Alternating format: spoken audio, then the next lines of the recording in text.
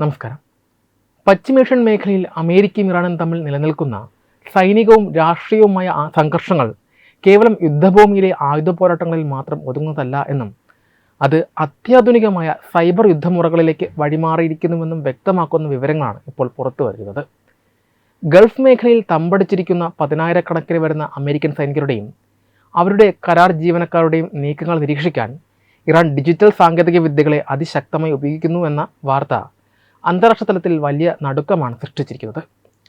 Mobile ഫോണുകളിലെ അന്താരാഷ്ട്ര data roaming സംവിധാനങ്ങളിലെയും ആധുനിക smart ഫോണുകളിലെ പരസ്യ സാങ്കേതിക വിദ്യകളിലെയും സുരക്ഷാ പിഴവുകൾ ചൂഷണം ചെയ്ത് ഇറാൻ നടത്തിയ ഈ സൈബർ ചാരവൃത്തി ആഗോള പ്രതിരോധ രംഗത്ത് വലിയൊരു വെല്ലുവിളിയായി മാറിയിരിക്കുകയാണ്. കേവലം സാങ്കേതികമായൊരു വിവരച്ചോർച്ച എന്നതിനുമപ്പുറം യുദ്ധഭൂമിയിൽ കൃത്യമായ മിസൈൽ ഡ്രോൺ ആക്രമണങ്ങൾ നടത്തുന്നതിന് വേണ്ടിയുള്ള മുൻകൂർ ചാരപ്രവർത്തനമായിട്ടാണ് ഇറാൻ ഇതിനെ ഉപയോഗിച്ചതെന്ന് സൈബർ സുരക്ഷാ വിദഗ്ധർ ചൂണ്ടിക്കാണിക്കുന്നു. ഗൾഫ് രാജ്യങ്ങളിലെ കാലഹരണപ്പെട്ട ടെലികോം ഇൻഫ്രാസ്ട്രക്ചറുകളെയാണ് ഇറാൻ്റെ സൈബർ ഹാക്കർമാർ പ്രധാനമായും ലക്ഷ്യമിട്ടത്. അമേരിക്കയിൽ നിന്നുള്ള സൈനികർ തങ്ങളുടെ ജന്മനാടിന് പുറത്ത് മിഡിൽ ഈസ്റ്റിലെ മൊബൈൽ നെറ്റ്വർക്കുകളിൽ റോമിംഗ് സംവിധാനം ഉപയോഗിക്കുമ്പോൾ അവരുടെ ഫോണുകളുടെ കൃത്യമായ ലൊക്കേഷൻ കണ്ടെത്താൻ ഹാക്കർമാർക്ക് സാധിച്ചു.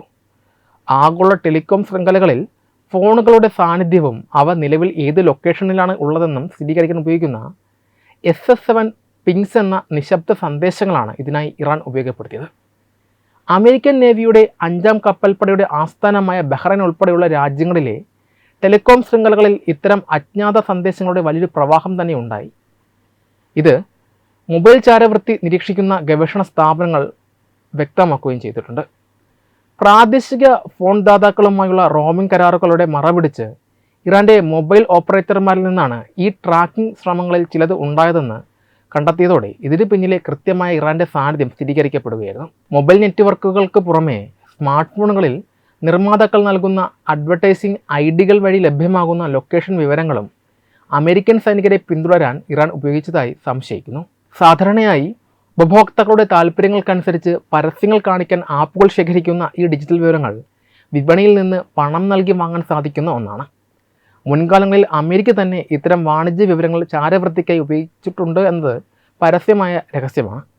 എന്നാൽ ഇപ്പോൾ അമേരിക്കയുടെ ശത്രു രാജ്യങ്ങൾ ഇതേ സാങ്കേതിക വിദ്യ ഉപയോഗിച്ച് അമേരിക്കൻ സൈനികരുടെ ഡിജിറ്റൽ കാൽപ്പാടുകൾ പിന്തുടർന്ന് അവരെ ലക്ഷ്യമിടുന്നുവെന്നത് അമേരിക്കൻ ഭരണകൂടത്തെയും ജനപ്രതിനിധികളെയും വല്ലാതെ ആശങ്കപ്പെടുത്തുന്നുണ്ട്. ഒരു യുദ്ധ സാഹചര്യത്തിൽ അമേരിക്കൻ സൈനികരെ നേരിട്ട് വകവരുത്താൻ വിദേശ ശത്രുക്കൾ വാണിജ്യ ലൊക്കേഷൻ ഡാറ്റ ഉപയോഗിക്കുന്നത് ഇത് ആദ്യമായിട്ടാണ് എന്നാണ് US സെനറ്റർമാർ വ്യക്തമാക്കുന്നത്. ഇത്തരത്തിൽ ഫോൺ സിഗ്നലുകളിലൂടെയും ആഡ്ടെക് വിവരങ്ങളിലൂടെയും US ഉദ്യോഗസ്ഥരുടെ ലൊക്കേഷൻ കൃത്യമായി മനസ്സിലാക്കിയ ശേഷമാണ് ഇറാൻ്റെ പിന്തുണയുള്ള പ്രാദേശിക മിലിഷ്യകൾ ബഹ്റൈനിലെയും ഇറാഖിലെയും US സൈനിക താവളങ്ങൾക്ക് നേരെയോ അവർ താമസിക്കുന്ന ഹോട്ടലുകൾക്ക് നേരെയോ ഡ്രോൺ മിസൈൽ ആക്രമണങ്ങൾ ആസൂത്രണം ചെയ്തതെന്ന് വിദഗ്ധർ വിലയിരുത്തുന്നു. ഇറാൻ്റെ മിസൈൽ പരിധിക്കുള്ളിൽ കഴിയുന്ന US ഉദ്യോഗസ്ഥർക്ക് ഈ അത്യാധുനിക സൈബർ ശേഷി വലിയൊരു ഭീഷണിയായാണ് ഉയർത്തുന്നത്. ഇറാൻ്റെ സൈബർ യുദ്ധമുറകളിലെ പെട്ടെന്നുണ്ടായ ഈ ഗുണപരമായ മാറ്റം അവരുടെ സാങ്കേതിക വളർച്ചയുടെ തെളിവായിട്ടാണ് വിലയിരുത്തപ്പെടുന്നത്. US സെൻട്രൽ കമാൻഡ് തങ്ങളുടെ സൈനികരെ നിരീക്ഷിക്കാൻ ശത്രുക്കൾ വാണിജ്യ ഡാറ്റ ഉപയോഗിക്കുന്നതായി US കോൺഗ്രസിന് മുന്നിൽ സമ്മതിച്ചിട്ടുണ്ടെങ്കിലും പ്രതിരോധത്തിനായി അത്ഭുതപൂർവമായ സുരക്ഷാ മുൻകരുതലുകൾ എടുത്തിട്ടുണ്ടെന്നാണ് അവർ വ്യക്തമാക്കുന്നത്. എങ്കിലും സാങ്കേതിക വിദ്യയിലെ ഇത്തരം പഴുതുകൾ അടയ്ക്കാത്ത പക്ഷം വരും ദിവസങ്ങളിൽ ഇത് വലിയൊരു ദുരന്തത്തിന് പോലും കാരണമായേക്കാമെന്ന ഭീതിയിലാണ് അമേരിക്കൻ പ്രതിരോധ വകുപ്പ്. മൊബൈൽ നെറ്റ്വർക്കുകളിലെ സുരക്ഷാ പഴുതുകൾ അടയ്ക്കുക എന്നതാണ് ഇത്തരം ചാരവൃത്തികൾ തടയാനുള്ള ഏറ്റവും പ്രധാനപ്പെട്ട പ്രതിരോധ മാർഗം. ഹാക്കർമാർ ഫോണുകളുടെ ലൊക്കേഷൻ ചോർത്താൻ ഉപയോഗിക്കുന്ന SS7 പിങ്സ് പോലെയുള്ള നിശബ്ദ സന്ദേശങ്ങൾ തടയാൻ അന്താരാഷ്ട്ര ടെലികോം ശൃംഖലകളിൽ അത്യാധുനിക SS7 ഫയർവാളുകൾ നിർബന്ധമാക്കേണ്ടതുണ്ട്.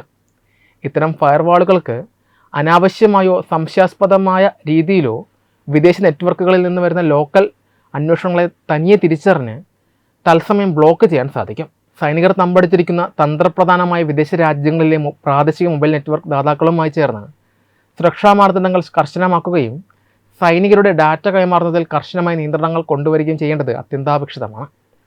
സ്മാർട്ട് ഫോണുകളിലെ പരസ്യ സാങ്കേതിക വിദ്യകൾ വഴി വ്യക്തിഗത വിവരങ്ങളും ലൊക്കേഷനും ചോരുന്നത് തടയാൻ ഉപഭോക്തൃ തലത്തിലുള്ള നിയന്ത്രണങ്ങളും സാങ്കേതിക മാറ്റങ്ങളും ആവശ്യമാണ്.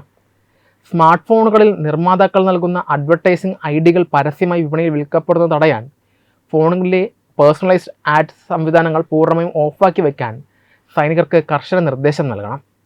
വിവിധ മൊബൈൽ ആപ്ലിക്കേഷനുകൾക്ക് ലൊക്കേഷൻ വിവരങ്ങൾ നൽകുന്നത് പരിമിതപ്പെടുത്തുകയും വേണം. തന്ത്രപ്രധാനമായ സൈനിക താവളങ്ങളിലോ യുദ്ധമേഖലകളിലോ ആയിരിക്കുമ്പോൾ സാധാരണ വാണിജ്യ ആവശ്യങ്ങൾക്കുള്ള സ്മാർട്ട് ഫോണുകളുടെ ഉപയോഗം പൂർണ്ണമായി വിലക്കുകയോ സൈനിക ആവശ്യങ്ങൾക്കായി മാത്രം പ്രത്യേകം രൂപകൽപ്പന ചെയ്ത പരസ്യ ട്രാക്കറുകൾ ഇല്ലാത്ത അതീവ സുരക്ഷിതമായ ഫോണുകൾ മാത്രം ഉപയോഗിക്കാൻ സൈന്യത്തെ സജ്ജമാക്കുകയും വേണം. വ്യക്തിഗത വിവരങ്ങൾ വാണിജ്യ ആവശ്യങ്ങൾക്കായി ശേഖരിക്കുന്ന ഡാറ്റ ബ്രോക്കർമാരെ നിയന്ത്രിക്കാൻ ശക്തമായ നിയമനിർമ്മാണം നടത്തുക എന്നതാണ് മറ്റൊരു സുപ്രധാനമായ പ്രതിരോധ മാർഗം. സർക്കാർ ഉദ്യോഗസ്ഥരുടെയും സൈനികരുടെയും ഡിജിറ്റൽ കാൽപ്പാടുകൾ വിപണിയിൽ വിൽക്കുന്നതും വാങ്ങുന്നതും നിയമവിരുദ്ധമാക്കണം. ഇതിനൊപ്പം തന്നെ സൈനികർ സൈബർ മേഖലയിൽ പാലിക്കേണ്ട കർശനമായ പെരുമാറ്റച്ചട്ടങ്ങൾ അഥവാ സൈബർ സുരക്ഷാ പ്രോട്ടോക്കോളുകൾ വിട്ടുവീഴ്ചയില്ലാതെ നടപ്പിലാക്കേണ്ടതുണ്ട്. ശത്രുക്കളുടെ ഭാഗത്തുനിന്നുണ്ടാകുന്ന ഇത്തരം സൈബർ നീക്കങ്ങളെയും വിവരശേഖരണ ശ്രമങ്ങളെയും നിരന്തരം നിരീക്ഷിക്കാനും അതിവേഗം പ്രതിരോധിക്കാനും സൈന്യത്തിന് കീഴിൽ പ്രത്യേക സൈബർ പ്രതിരോധ കമാൻഡുകൾ രൂപീകരിക്കുകയും അവയ്ക്ക് ആധുനികമായ AI സാങ്കേതിക വിദ്യകളുടെ പിന്തുണ നൽകുകയും വേണം. ആധുനിക യുദ്ധങ്ങളിൽ ആയുധങ്ങളെക്കാൾ വലിയ സ്വാധീനം ഡിജിറ്റൽ വിവരങ്ങൾക്കാണുള്ളത്. വിവരങ്ങൾ ചോരുന്നതിലൂടെ സൈനികരുടെ ജീവൻ തന്നെ അപകടത്തിലാകുന്ന സാഹചര്യം സാങ്കേതിക വിദ്യയുടെ കറുത്ത വശത്തെയാണ് കാണിക്കുന്നത്. അതുകൊണ്ട് തന്നെ കാലഹരണപ്പെട്ട ടെലികോം സംവിധാനങ്ങളുടെ നവീകരണത്തിലൂടെയും കർശനമായ സ്മാർട്ട് ഫോൺ ഉപയോഗ നിയന്ത്രണങ്ങളിലൂടെയും ശക്തമായ ഡാറ്റ സുരക്ഷാ നിയമങ്ങളുടെയും മാത്രമേ ഇറാൻ്റേതുപോലെയുള്ള അത്യാധുനിക ഡിജിറ്റൽ ചാരവൃത്തികളെ ഫലപ്രദമായി ചെറുത്തുതോൽപ്പിക്കാൻ സാധിക്കുകയുള്ളൂ. സാങ്കേതിക വിദ്യ വളരുന്നതിനനുസരിച്ച് പ്രതിരോധ സംവിധാനങ്ങളും കൂടുതൽ ബുദ്ധിപരവും സുരക്ഷിതവുമായി മാറുക എന്നത് മാത്രമാണ് ഡിജിറ്റൽ യുഗത്തിലെ സുരക്ഷയ്ക്കുള്ള ഏക മാർഗം. ഈ വാർത്തയെക്കുറിച്ചുള്ള നിങ്ങളുടെ അഭിപ്രായങ്ങൾ കമൻറ്റുകളെ രേഖപ്പെടുത്തൂ. വീഡിയോ ഇഷ്ടമായി ലൈക്ക് ചെയ്യൂ, ഷെയർ ചെയ്യൂ. കൂടുതൽ വാർത്തകൾക്കായി ഞങ്ങളുടെ ചാനൽ സബ്സ്ക്രൈബ് ചെയ്യൂ. വെബ് തത്വമൈ ന്യൂസ്.